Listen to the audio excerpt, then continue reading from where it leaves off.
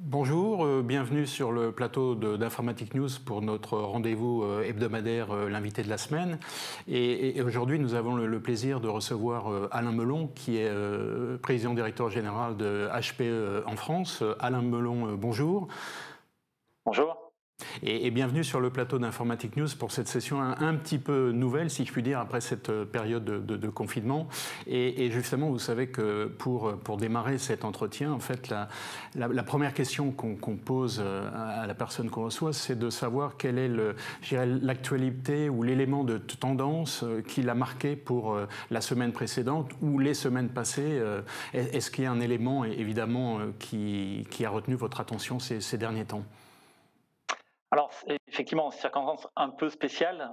Et ces dernières semaines, il y a un point qui m'a frappé, c'est le nombre de demandes qu'on a pu recevoir, que ce soit de nos clients, de nos partenaires, sur des sujets qui consistaient à mieux s'adapter à la situation qu'ils venaient de vivre.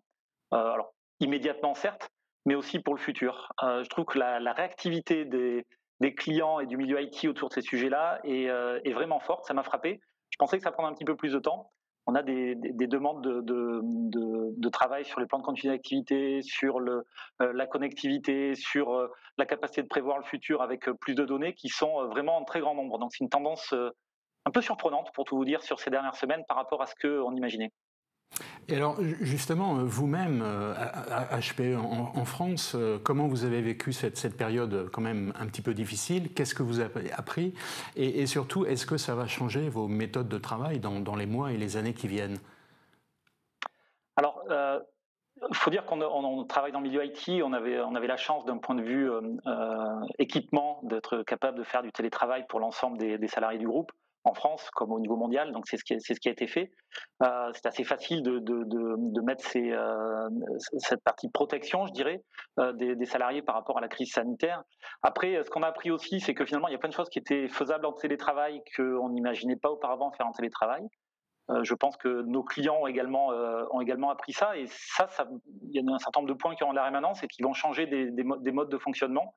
Euh, énormément de possibilités qui ont été ouvertes également sur l'assistance à distance, qui était pas vue comme étant quelque chose de facile.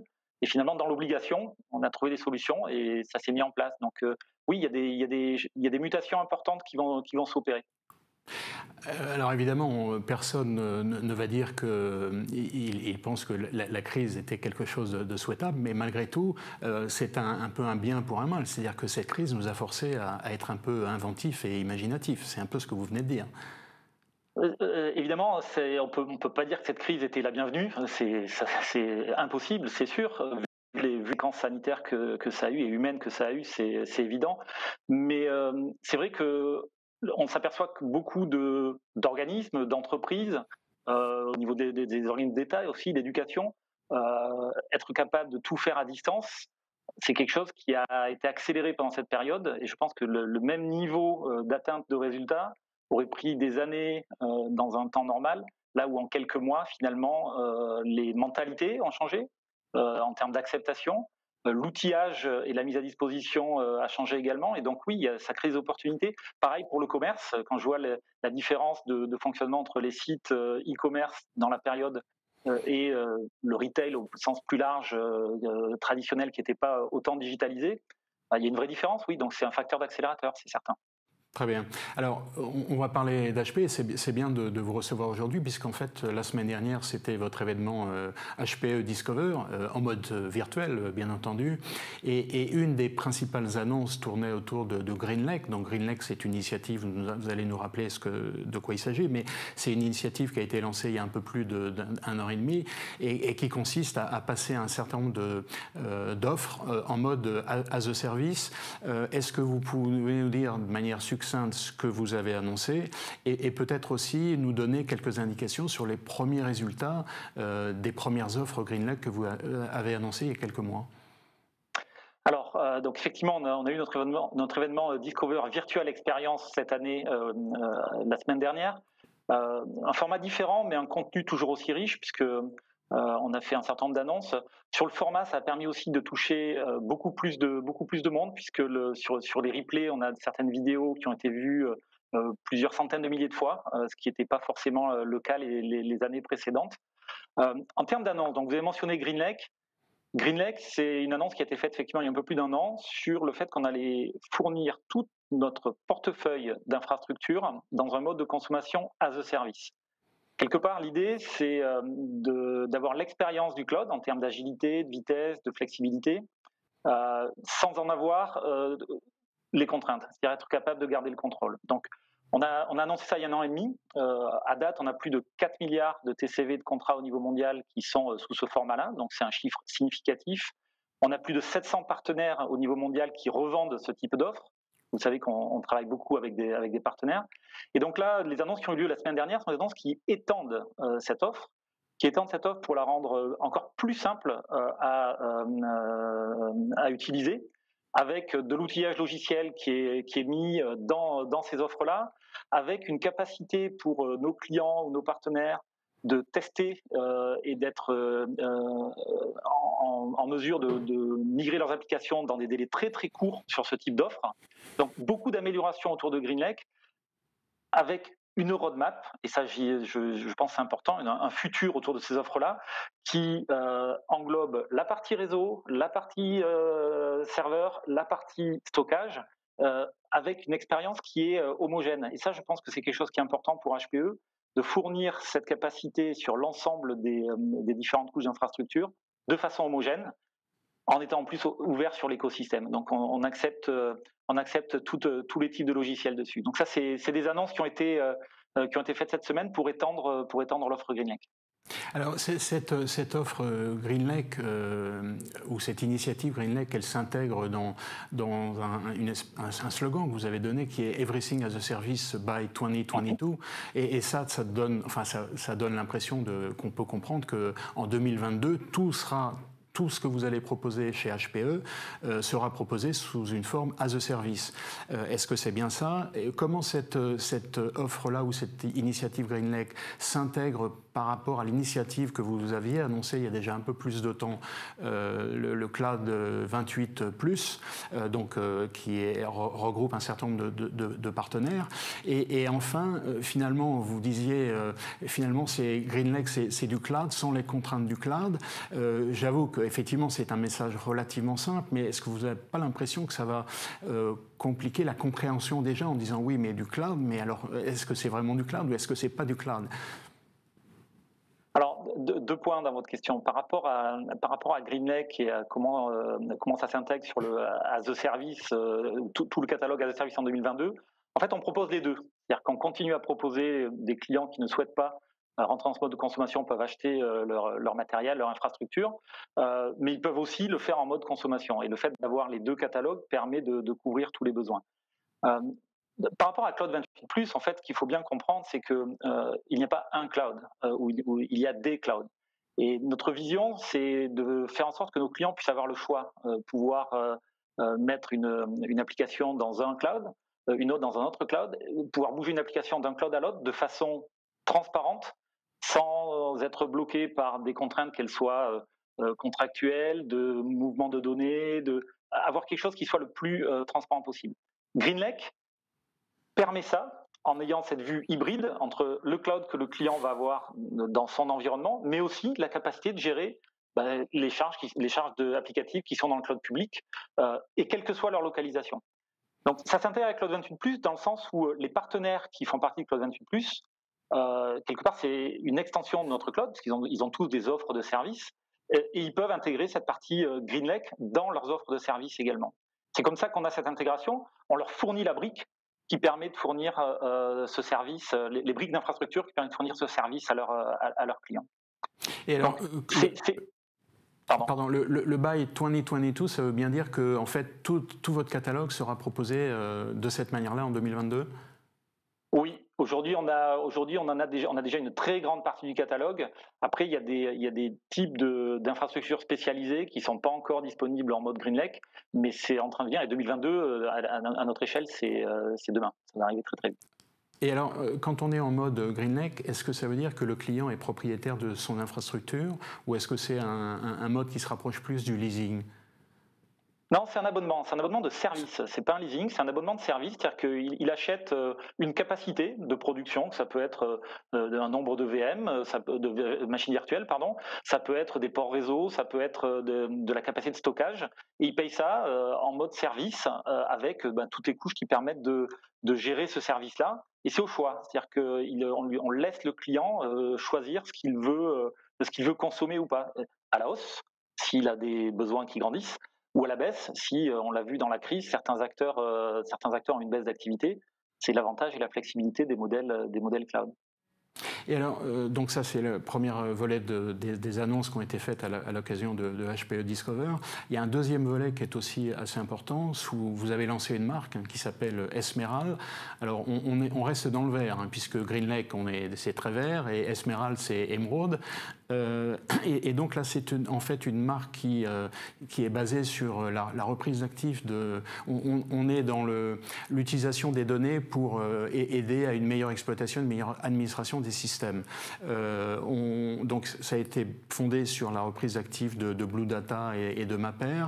Est-ce que ça veut dire que c'est un peu du service now à la mode HPE? Est-ce que vous voyez comme ça? Est-ce que vous liriez comme ça pour simplifier les choses? Je ne le comparerai pas exactement comme ça. Je pense que c'est plutôt, il faut plutôt le voir comme étant un portefeuille de logiciels. Donc vous avez cité Mapper, effectivement, qui a été intégré dedans, Blue Data, mais il y a aussi Citel, un logiciel de sécurité qu'on a intégré dedans, Cloud Cruiser qu'on avait racheté il y a quelques années et qu'on a amélioré, qui est aussi intégré dans ce portefeuille logiciel, qui permet de gérer les infrastructures pour amener l'expérience du cloud chez nos clients. Et donc en mettant ces couches logicielles, ça permet effectivement, dedans il y a une partie d'intelligence artificielle qui analyse le comportement des infrastructures, ça va permettre d'avoir cette automatisation. Le Graal étant d'avoir quelque chose qui soit autonome. Donc, on est dans la phase d'automatisation. Après, est-ce que le data center deviendra autonome avec ce type de solution? C'est l'ambition, je dirais, si je peux m'exprimer ainsi. Mais aujourd'hui, Esmeral, c'est la compilation de toutes ces couches nécessaires pour avoir le maximum d'automatisation et d'efficience dans la gestion de ces couches logicielles. C'est plus quelque chose qui arrive aussi avec les clients qui bougent leurs machines virtuelles ou leurs applications qui étaient traditionnelles dans un mode machine virtuelle en container pour avoir la portabilité, justement pour pouvoir les passer d'un cloud à l'autre, etc. Et Esmeral permet de fluidifier de façon très importante la gestion de toutes ces opérations sur les containers, par exemple. Alors, comme beaucoup de constructeurs, finalement, on voit bien que la tendance majeure, alors il y a eu la vague des machines virtuelles, mais pour bénéficier de toute cette flexibilité autour du cloud, on voit bien que le conteneur aujourd'hui est l'élément incontournable. Est-ce que ça, c'est votre perception à vous aussi? C'est ma perception, c'est la perception des analystes. Si vous regardez aujourd'hui, il y a moins de 10% des charges applicatives dans le monde qui tournent sur des containers, et il y a plus de 50% des développements pour les nouvelles applications qui sont faits sur les containers. Donc le temps que ça arrive en production, oui, c'est évidemment la tendance. Très bien. Alors, on va changer un tout petit peu de sujet. À l'occasion de la publication des résultats du deuxième trimestre, Antonio Neri, qui est votre CEO, a indiqué que il allait falloir. Il y a eu une baisse du chiffre d'affaires assez substantielle. Donc ça, je pense que c'est pas spécifique à HPE. Il y a beaucoup d'entreprises qui ont subi cette crise qui l'ont prise de plein fouet. Et donc, il a indiqué, ce qui surprendra personne, qu'il va falloir faire des économies, quels seront les impacts pour la France et est-ce que finalement ces résultats vont changer en profondeur la stratégie de HPE? Alors, deux points par rapport à votre question. Le fait de changer la stratégie, la réponse est non. On a une stratégie où on veut fournir une plateforme edge to cloud, donc de la périphérie jusqu'au cloud, comme un service à travers GreenLake. Ça ne change pas. Et au contraire, ce qui vient de se passer et les difficultés qu'il y a pu avoir typiquement sur la supply chain, sur certaines livraisons, montrent que ce type de modèle et pivoter vers ce type de modèle doit être accéléré. Et donc le plan qui a été annoncé par Antonio Neri vise à accélérer cette transformation de l'entreprise pour fournir et délivrer cette stratégie as a service, comme j'ai mentionné juste avant. Donc, il ne faut pas le voir comme un changement de stratégie du tout. On reste focalisé sur l'exécution de ce plan Edge to Cloud Platform as a Service pour au plus tard 2022. Et est-ce qu'on doit s'attendre à des réductions d'effectifs? C'est beaucoup trop tôt pour en parler. D'accord. Beaucoup trop tôt pour en parler. Très bien. Alors, la semaine dernière, le Top 500, qui est en fait un classement des 500 ordinateurs, les supercalculateurs les plus puissants de la planète, donc c'est une liste qui est publiée tous les 2 ans, tous les 6 mois, parce que ça évolue très vite. Et si on regarde en fait le positionnement de HPE dans ce classement, quand on regarde il y a 5 ans, HPE plus Cray, puisque vous avez racheté Cray il y a un peu plus d'1 an, ça représentait 45% de la puissance cumulée du Top 500. Aujourd'hui, ça n'en représente plus que 15%. Sans jeu de mots, est-ce qu'on pourrait dire que HPE est en train de se retirer du HPC? Alors, bien au contraire. On a fait 2 investissements majeurs, et vous avez mentionné un qui s'appelle Cray. On avait racheté SGI aussi, je vous rappelle, il y a quelques années. Alors, on a fait 2 investissements majeurs avec une volonté d'acheter de la technologie autour avec ces sociétés-là. Et sur de HPC, ce qui compte pour avoir ces fameux supercalculateurs dans le top 500, c'est effectivement l'avance technologique qu'on peut avoir. Et bien au contraire, pourquoi je dis bien au contraire? Parce que c'est un marché sur lequel, aux États-Unis, par exemple, on construit et on a signé des contrats pour les premiers exascales, donc des supercalculateurs qui travaillent dans l'hexaflop et non plus le pétaflop. En France, l'année dernière, on a déployé un énorme supercalculateur qui s'appelle GENCI pour le centre de calcul national à Orsay. Donc, bien au contraire, on continue à investir là-dessus. On est persuadé qu'il y a de multiples types de HPC. Il y a les très gros, ce qui a pu être annoncé la semaine dernière, ou il y a quelques semaines par certains compétiteurs. Mais il y a toute une gamme de HPC dans le type d'usage qui fait qu'il y a de la place pour tout le monde. Et si on n'a pas à un moment donné le plus gros, ça ne veut pas dire que dans 2 ans, on ne sera pas sur ces sujets-là. Donc il ne faut pas du tout le voir comme un désengagement. Au contraire, c'est un des sujets sur lesquels on investit le plus. D'accord. Et alors justement, vous avez mentionné ce très gros, c'est un supercalculateur japonais de Fujitsu, qui à lui seul représente près de 20% de la puissance cumulée des top 500, donc c'est considérable. Mais vous ne pensez pas qu'on se dirige vers un modèle où en gros on va avoir d'énormes supercalculateurs plutôt que finalement un certain nombre de supercalculateurs de taille moyenne? On aura besoin finalement des deux. Il y aura des très très gros et puis il y en aura beaucoup qui seront de taille plus intermédiaire.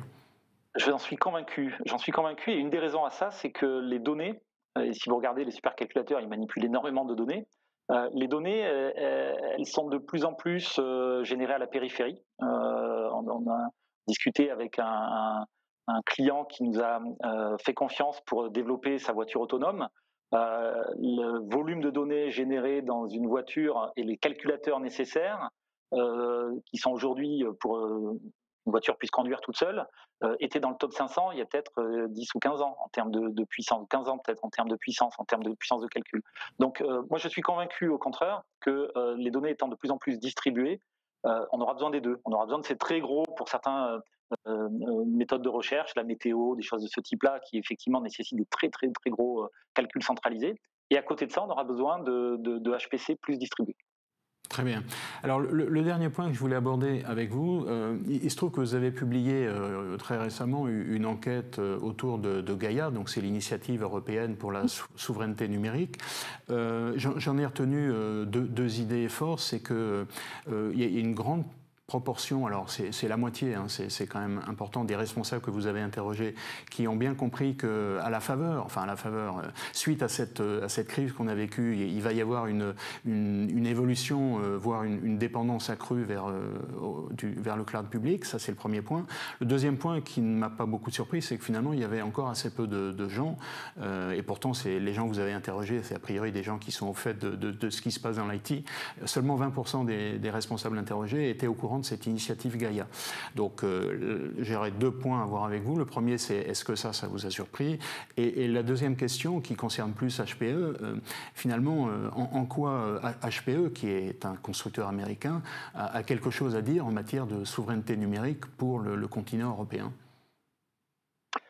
sur la première question, Gaïa et Gaïa-X, ça a été publié, et les gouvernements ont fait de la communication ces dernières semaines. Je pense que le nombre de personnes qui participent est important, puisque c'est des travail où il y a à peu près 300 personnes selon les différents groupes qui travaillent dessus. Donc c'est une initiative qui est connue dans l'écosystème IT. Il y en a eu d'autres par le passé qui étaient peut-être moins ambitieuses aussi sur cette notion de souveraineté ou de confiance. Je ne vais pas revenir dans 10 ans en arrière, mais même récemment en France avec des éléments comme Exatrust. Donc il y a eu des initiatives de ce type-là, et celle-ci, elle est, je dirais, d'autant plus nécessaire vu ce qui vient de se passer. On a parlé de souveraineté pour plein de sujets pendant la crise sanitaire. On a peu parlé finalement de souveraineté numérique, même s'il y a eu quelques communications par-ci par-là sur les awards de contrats qui pouvaient avoir lieu. C'est pas le sujet qui a été au centre, logiquement, parce que c'est une crise sanitaire. Néanmoins, ça peut le devenir et ça va le devenir. Et donc, qu'est-ce que peut faire HPE dans cette initiative-là ? On a une expérience, on a un vrai savoir-faire sur la construction de cloud. On en fait depuis des années. Et donc, on participe à ces groupes, puisque l'idée de Gaïa, c'est de fournir pas des normes, mais quelque part un modèle d'implémentation et des schémas d'implémentation d'un cloud qui sera distribué. Et on a aujourd'hui cette expérience. On a énormément de partenaires qui ont construit leur cloud, des partenaires français qui ont leur propre cloud, qui vendent leurs services dans des clouds qu'ils hébergent, qui tournent sur du matériel HPE, pour beaucoup d'entre eux. Et donc, on les a aidés à bâtir ces offres de services, on les a aidés à travailler sur ces sujets-là. Et du coup, on fait bénéficier Gaïa de cette expérience. Et c'est pour ça qu'on participe. Donc ça veut dire qu'en gros, on va parvenir au plan calcul, hein, mais effectivement, c'est ce que je voulais pas faire, le cloud peut être européen, néanmoins il va reposer sur des briques de base qui, elles, ne le seront pas. Mais pour vous, ça, c'est pas un sujet. C'est pas un souci. Non, c'est pas un souci. Les briques de base, ce qui compte dans la souveraineté, c'est surtout la gouvernance. C'est qui est capable d'accéder aux données, qui est capable de contrôler les flux de données. C'est ça la souveraineté. Si quelqu'un prend le contrôle sur les flux de données d'une entreprise ou d'un État, la souveraineté n'est plus là. Ou si quelqu'un prend le contrôle sur la capacité d'un État à utiliser sa force numérique, la souveraineté n'est plus là. Et donc c'est la gouvernance qui compte plus que l'infrastructure elle-même, qui peut être de plein de natures différentes. Bien, bah écoutez, Alain Melon, merci. Je crois qu'on a fait un tour très très complet de l'actualité du secteur IT et d'HPE en particulier. Donc merci d'avoir accepté de participer à cette interview. Et donc je donne rendez-vous à nos auditeurs la semaine prochaine pour un nouvel invité de la semaine. En tout cas, encore une fois, Alain Melon, merci beaucoup. Merci à vous, bonne journée.